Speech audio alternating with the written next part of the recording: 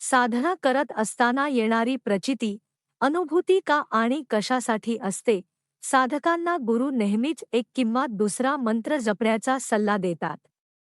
मंत्र साधना आणि साधनेच्या विविध पद्धतींमध्ये काय फरक आहे? मंत्र जप हा सर्वात शक्तिशाली सराव आहे का? ईशा योग केंद्रात मंत्र सामान्यतः लोकांना एकत्र बांधण्यासाठी आणि विशिष्ट ऊर्जा क्षेत्र राखण्यासाठी वापरले जातात. पण इथे कोणत्याही प्रकारचा नामजप होत नाही. केवळ येथे ब्रह्मचारी काही गोष्टी पूर्णपणे भिन्न कारणांसाठी करतात. परंतु येथे मंत्रांचा वापर आध्यात्मिक प्रक्रिया म्हणून केला जात नाही. ईशात आतापर्यंत घडलेली सर्वात गुंतागुंतीची गोष्ट म्हणजे ध्यानलिंग. त्याच्या अभिषेकवेळी मंत्र कुठेही सापडले नाहीत. त्या काळी मंत्रांचा उपयोग लोकांना एकत्र बांधण्यासाठी, त्यांचा संबंध टिकवून ठेवण्यासाठी आणि त्या ठिकाणी विशिष्ट प्रकारचा आभा टिकवून ठेवण्यासाठी केला जात असे. परंतु ध्यानलिंग अभिषेक करण्याच्या मूलभूत प्रक्रियेत कोणताही मंत्र नव्हता. हा संपूर्ण अभिषेक ऊर्जा प्रक्रिया म्हणून केला गेला. मंत्रांचे स्वतःचे सौंदर्य आहे यात शंका नाही, परंतु मौनापेक्षा मोठे काहीही नाही. तुमच्यामध्ये असलेल्या चेतनेच्या मूलभूत शक्तीपेक्षा कोणतीही मोठी शक्ती नाही. यामध्ये तुम्ही आवाजाचा वापर करून कंपन निर्माण करण्याचा प्रयत्न करता. तर कोणताही आवाज न वापरता आपल्याला हवे असलेले कोणतेही कंपन आपण तयार करू शकतो. हे अस्तित्वाचे सार आहे. मंत्रांचे स्वतःचे सौंदर्य आहे यात शंका नाही, परंतु मौनापेक्षा मोठे काहीही नाही. आपल्यातील चेतनेच्या मूलभूत शक्तीपेक्षा कोणतीही मोठी शक्ती नाही. आपल्या आत धडधडणाऱ्या निर्मितीच्या मूळ स्रोताची तुलना आपण वापरत असलेल्या कोणत्याही आवाजाशी किंवा कोणत्याही बाह्य पद्धतीशी होऊ शकत नाही. सृष्टीचा मूळ स्रोत कसा प्रकट होऊ द्यायचा हे जर तुम्हाला माहीत असेल, तर तुम्हाला बसून मंत्रजप का करायचा आहे? आपल्याला जी परिस्थिती निर्माण करायची आहे किंवा निर्माण करणे कठीण असेल तर आपण दिवसभर मंत्र म्हणत बसू शकतो, परंतु तरीही मंत्र ही मूलभूत प्रक्रिया नाही. ते केवळ सहाय्यक किंवा तयारी क्रियापद म्हणून वापरले जातात.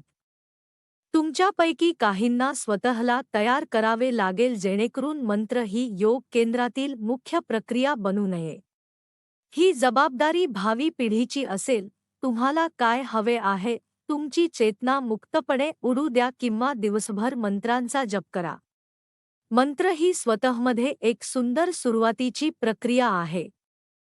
परंतु जर तुम्ही त्यांचा मार्ग म्हणून वापर केला, तर त्या स्वतःमध्ये एक अतिशय तपशीलवार प्रक्रिया बनू शकतात. मंत्रांचा सर्वात मोठा फायदा किंवा सोय म्हणजे तुम्हाला स्वतःला एक टेप रेकॉर्डर घ्यावा लागेल आणि ते काम करेल.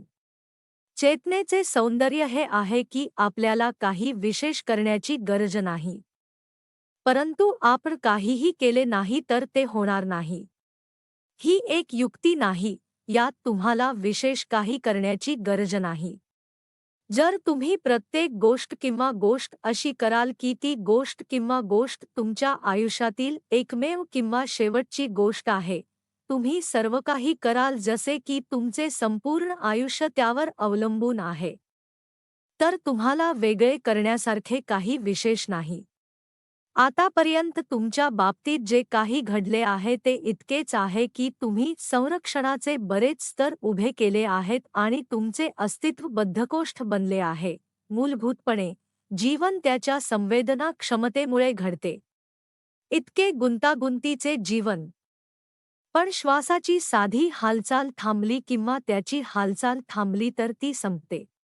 जरी त्याची संवेदनशीलता ही सर्वात सोपी गोष्ट आहे, परंतु ही गुणवत्ता देखील त्याची सर्वात मूलभूत गोष्ट आहे. इथे फक्त श्वास घेण्याचा मुद्दा नाही.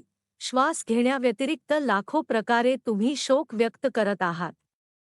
तुम्ही कल्पनाही केली नसेल त्यापेक्षा जास्त मार्गांनी तुम्ही विश्वाबद्दल तुमची करुणा दाखवत आहात.